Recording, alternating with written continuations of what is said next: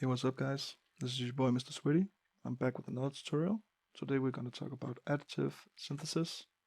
So additive synthesis is that we add more sine waves on top of each other to fill out a sound better. For this example, we're going to do a simple saw wave, which I've done some things to. Then I'm going to replicate this and we can talk about it. So this sounds like this.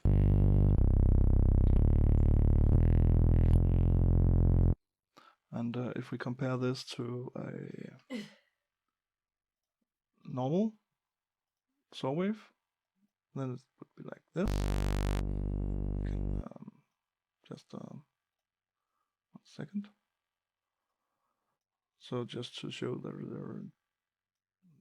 they're pretty much identical. This is switch constants is this to this, and this is 0, and this one is 22, and this one is 90. So now these should be the same, but they're not. And that's because this one, we did some things to it, and we made it more interesting.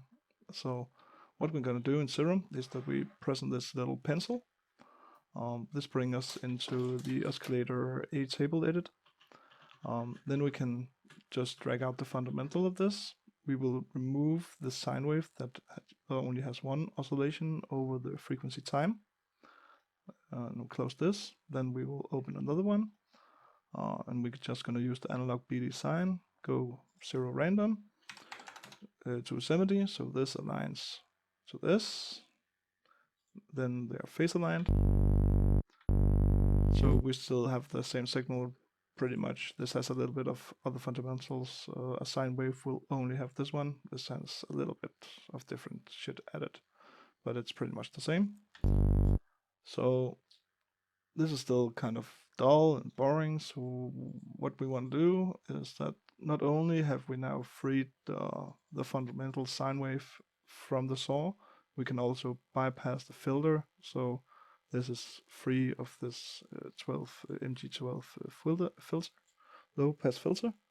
And that gives us the advantage of this just going directly out of this instead of being trapped under the filter with the saw wave.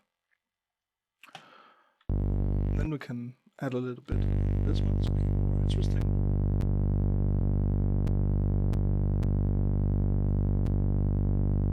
Maybe we can move this is a bad idea, so this.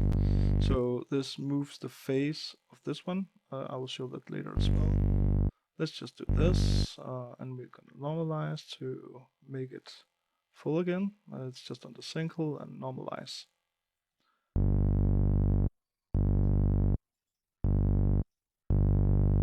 So we have pretty much the same result, and we can just keep tweaking these a little bit if you want to. Now for the one with the great ears out there, you might notice that, wait, this sounds familiar when you do this. What is it actually that is happening?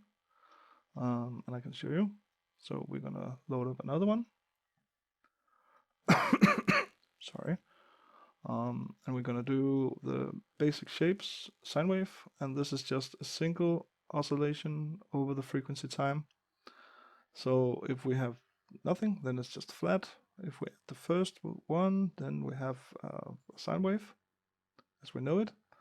If we don't have this one, but we add this instead, then we have 2 oscillations, 3 oscillations, 4 oscillations, and if we go to 32, guess what? We have 32 oscillations. So that is basically what we're doing. We're just adding more and more sine waves on top of each other. And what the bottom one is doing is that it moves the phase of the sine wave. Very simple. So we have 1 oscillation, and then I add another one on top of that. So now we have 2 oscillations on 1. Then I can move the phase to make this more to the shape I want to. Yeah, So that's basically it.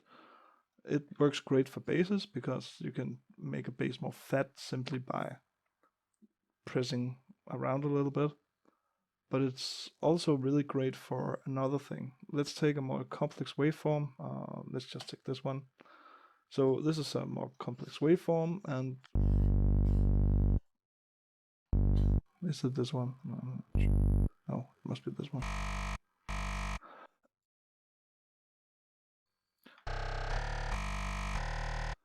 Oh, so I want to make some kind of lead, and I go in and do my arpeggiation.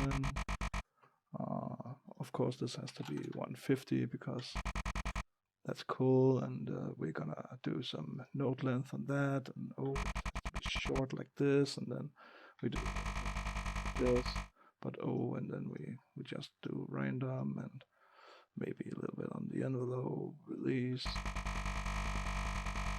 Then we're gonna add this in under high pass filter, and just gonna do a bit more of this because why not? Oh, and we have this sidetrans leader. Yeah, this is fine. But oh no, what is this? We have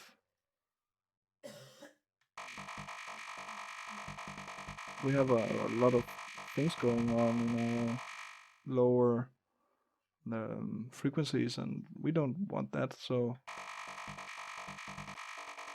I'll just cut them out. Now I don't have to go in and do post-processing of EQ, and I can just move these around. So, oh, let's say that for the 16th oscillation, I want a little bit more of that.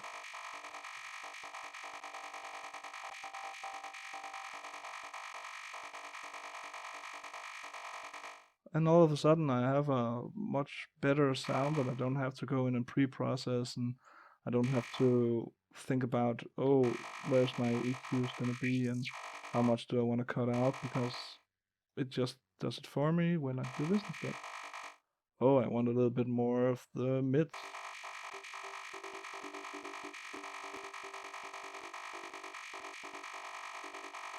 I want a little bit more of the highs. Okay, the mid ones suck, so I removed them again. And this is the great thing about additive synthesis, is that you just change shit up, and you don't have to think about how it has to be under a compressor or an EQ or something, because you just create the waveform itself. It's a lot easier to do from an already established one, instead of you have to create one yourself. Maybe I will do that in another video, where we create a waveform from the bottom up, not by using additive synthesis, but by morphing it and processing it. But that's another video. But yeah, so there you go. That's additive synthesis for you. I hope you liked this video.